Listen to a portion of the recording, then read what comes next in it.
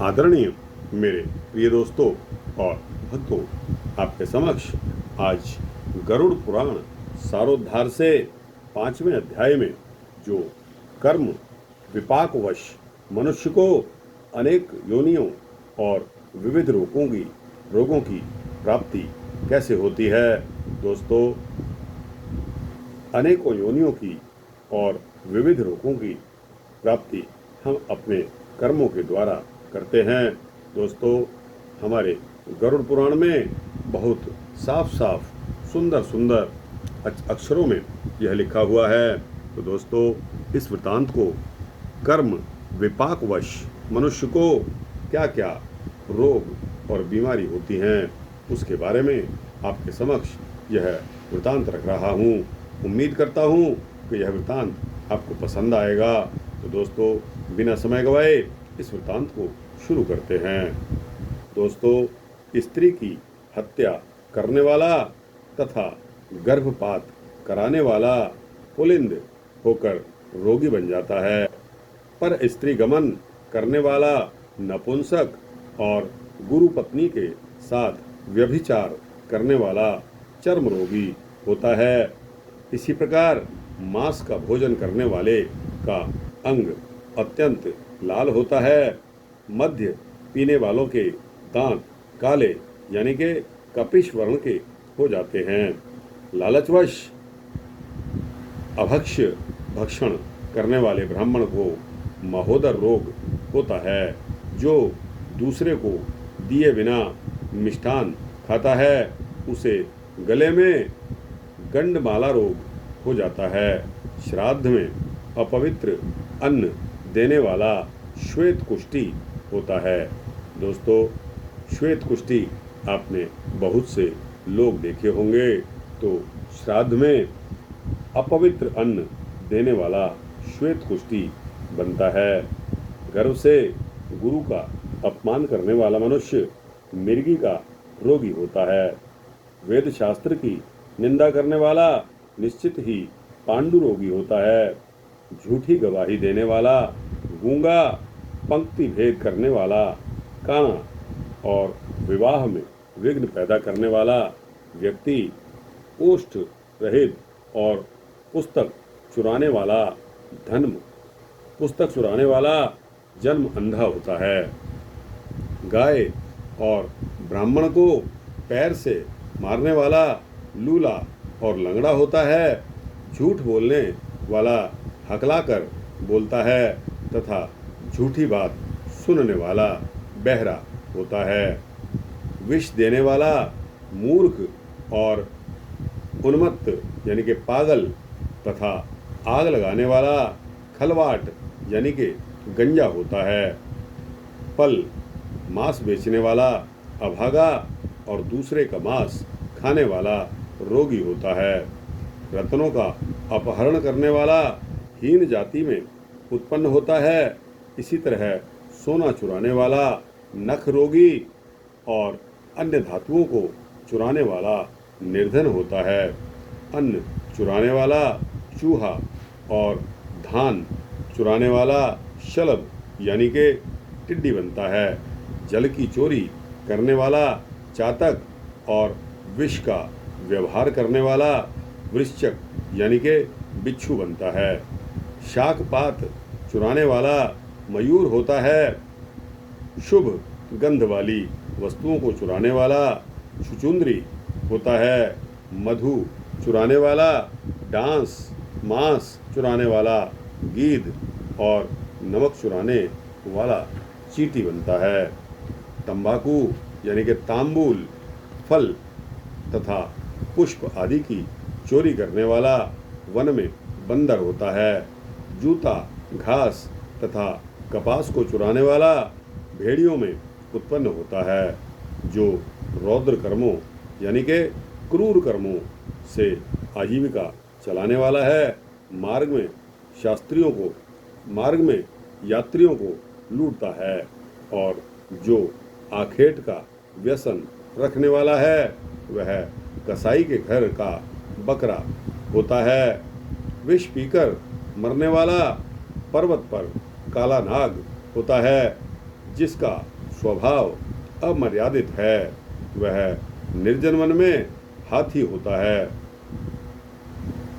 बलि वैश्वदेव न करने वाले तथा सब कुछ खा लेने वाले द्विज कौन ब्राह्मण, क्षत्रिय और वैश्य और बिना परीक्षण किए भोजन कर लेने वाले व्यक्ति निर्जन वन में व्याघ्र बनते हैं, जो ब्राह्मण गायत्री का स्मरण नहीं करता और जो संध्योपासन नहीं करता, जिसका अंतः स्वरूप दूषित तथा बाह्य स्वरूप साधु की तरह प्रतीत होता है, वह ब्राह्मण बगुला बनता है। दोस्तों, गरुड़ पुराण सारोद्धार के अनुसार जिनको यज्ञ नहीं करना चाहिए, उनके यहाँ यज्ञ कराने वाला ब्राह्मण गांव का सूअर होता है। क्षमता से अधिक यज्ञ कराने वाला गर्दभ तथा बिना आमंत्रण के भोजन करने वाला कौवा होता है, जो सतपात्र शिष्य को विद्या नहीं प्रदान करता, वह ब्राह्मण बैल होता है। गुरु की सेवा न करने वाला शिष्य बैल और गधा होता है। गुरु के प्रति अपमान के तात्पर्य से या तुम शब्दों का उच्चारण करने वाला तथा वाद विवाद में ब्राह्मण को पराजित करने वाला जल विहीन अरण्य में ब्रह्म राक्षस होता है। प्रतिज्ञा करके द्विज को दान न देने वाला स्यार होता है। सत्पुरुषों का अनादर करने वाला व्यक्ति अग्निमुख स्यार होता है।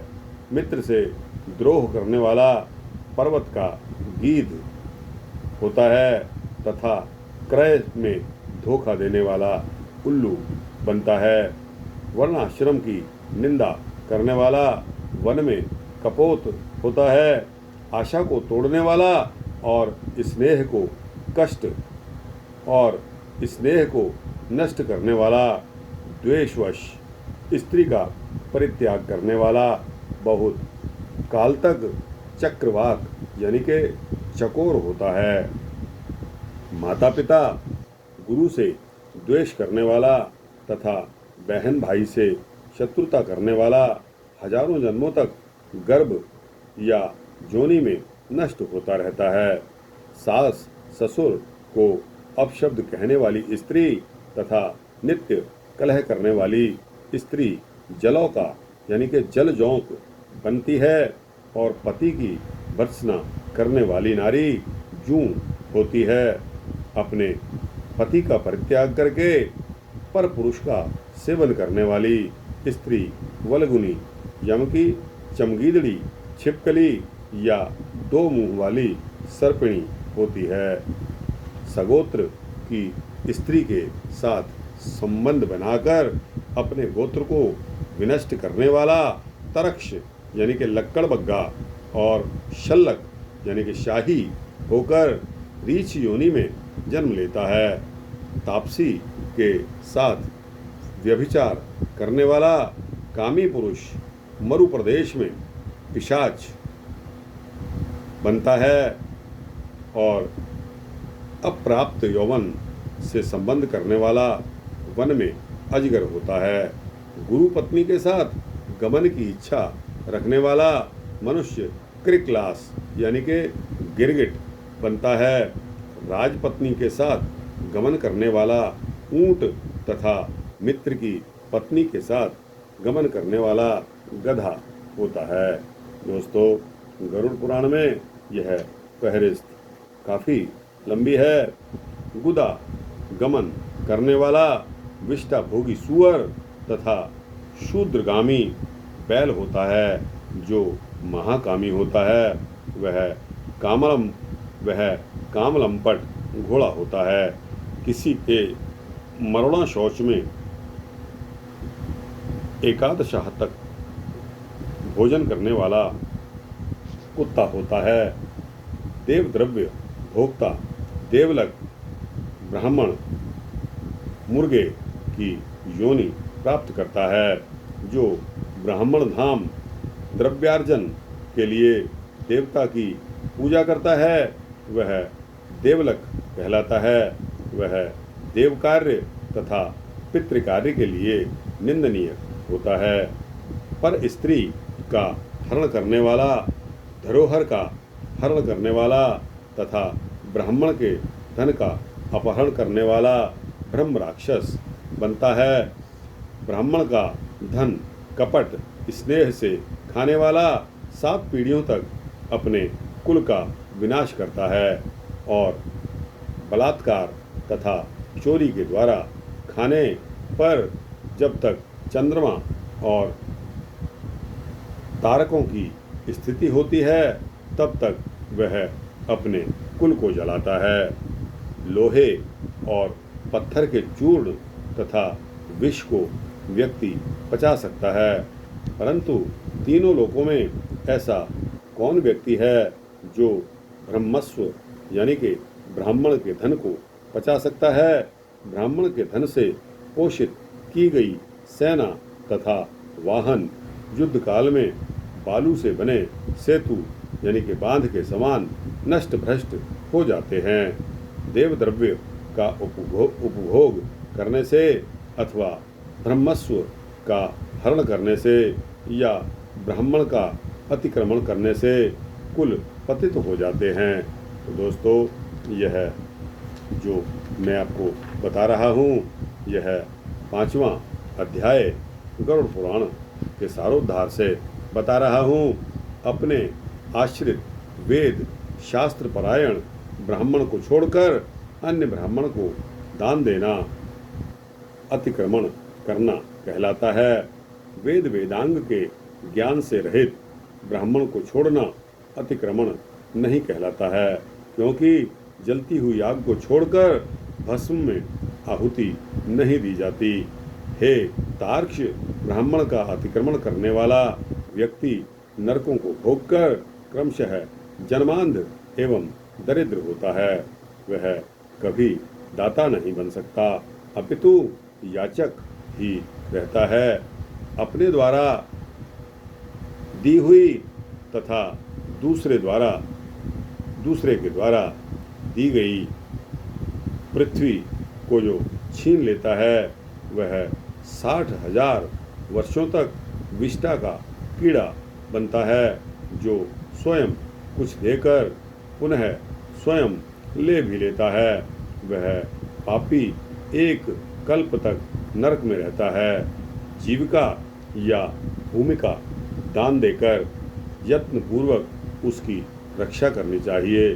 जो रक्षा नहीं करता प्रत्युत उसे हर लेता है वह पंगु यानी कि लंगड़ा कुत्ता होता है। ब्राह्मण को आजीविका देने वाला व्यक्ति 1 लाख गौदान का फल प्राप्त करता है और ब्राह्मण की वृत्ति का हरण करने वाला बंदर, कुत्ता तथा लंगूर बनता है। हे खगेश्वर, प्राणियों को अपने कर्म के अनुसार लोक में पूर्वोक्त योनियां तथा शरीर पर चिन्ह देखने को मिलते हैं। इस प्रकार पाप दुष्कर्म करने वाले जीव नारकीय यातनाओं को भोगकर अवशिष्ट पापों को भोगने के लिए इन पूर्वोक्त योनियों में जाते हैं। इसके पश्चात हजारों जन्मों तक तिर्यक यानी कि पशु पक्षी का शरीर प्राप्त करके वे बोझा ढोने आदि कार्यों से दुख प्राप्त करते हैं। फिर पक्षी बनकर वर्षा, शीत तथा आतप यानी कि घाम से दुखी होते हैं। इसके पश्चात अंत में जब पुण्य और पाप बराबर हो जाते हैं तब मनुष्य की योनि मिलती है।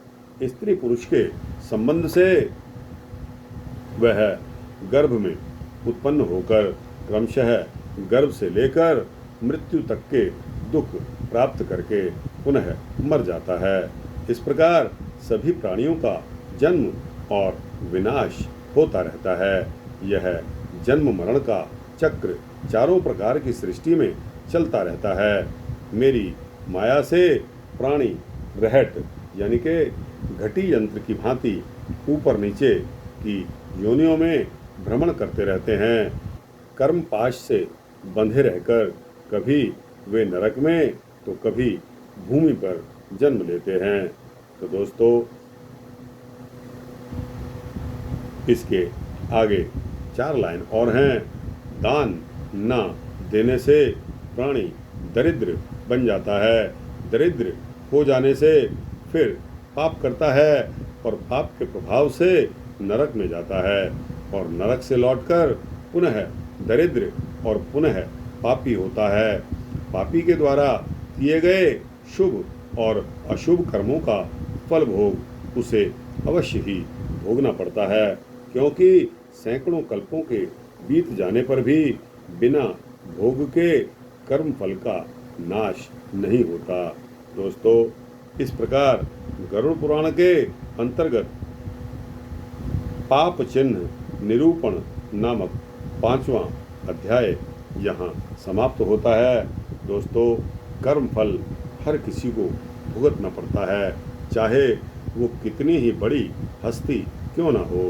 तो दोस्तों, मेरा आपसे यही विचार विमर्श है, यही कहना है, मेरी यही आपसे गुजारिश है, यही विनती है, यही प्रार्थना है कि अपने कर्मों को देख सोच और संभल कर करिए, क्यों कि कर्म फल सभी ने भुगता है, यहाँ तक कि बड़े बड़े ऋषि मुनियों देवताओं भगवान तक ने इस कर्म फल को भुगता है। दोस्तों, हमने भी न जाने कितने बुरे कर्म अपने कर डाले हैं, जाने और अनजाने में, लेकिन दोस्तों, उम्र के इस पड़ाव में आज सोच यही कहती है, क्या कहती है कि पिछले अवगुण बख्श दे किसी भी तरह। हे परमपिता परमात्मा, हमारे पिछले पापों की तरफ ध्यान न देकर आज से हम संकल्प लेते हैं कि हम अच्छे कार्यों की तरफ अपना ध्यान लगाएंगे। इसी के साथ गरुड़ पुराण का 5वां अध्याय समाप्त होता है। दोस्तों और मित्रों, भक्तों, आपको यह अध्याय कैसा लगा? अच्छा लगा हो तो इसको लाइक और शेयर करते हुए अपने दिमाग के अंदर रखिए। आप भी किस कैटेगरी में आते हैं, यह सोचकर अपने तक ही इस बात को सीमित रखिए, अपने को ही इस बात को अपनी इस सोच को अपने अंदर ही रखकर और अच्छे कर्म करने की अपने अंदर आदत डालिए। आपका भी परोपकार हो। जय श्री सीता रामचंद्र भगवान की जय, जय गरुड़ महाराज की जय।